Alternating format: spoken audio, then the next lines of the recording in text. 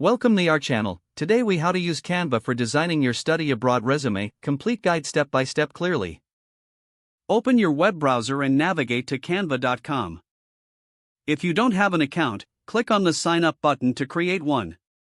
You can use your email, Google account, or Facebook account to sign up. Once you're logged in, you'll arrive at the Canva homepage. In the search bar at the top, type resume. Press enter to see a variety of resume templates. Browse through the available templates to find one that appeals to you. Click on a template to open it in the design editor. You'll see the template on the left side and customization options on the right. To replace the placeholder text, click on the text box you want to edit. Type in your name, contact information, and other details. Adjust the font size and style using the options in the toolbar above. To change colors, click on any element, then select the color option in the toolbar. Choose colors that match your personal brand or the industry you are targeting. You can also upload your own photos by clicking the Uploads tab on the left. Drag and drop your images into the designated area on the template.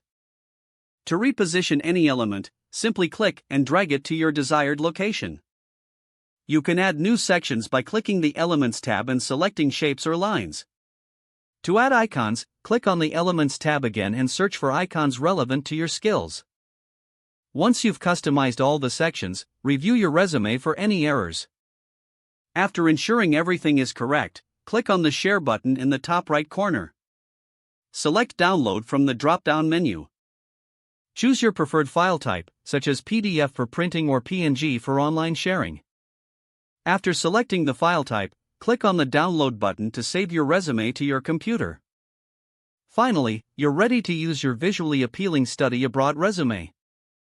If the page does not load, refresh the browser or try again in a private or incognito window.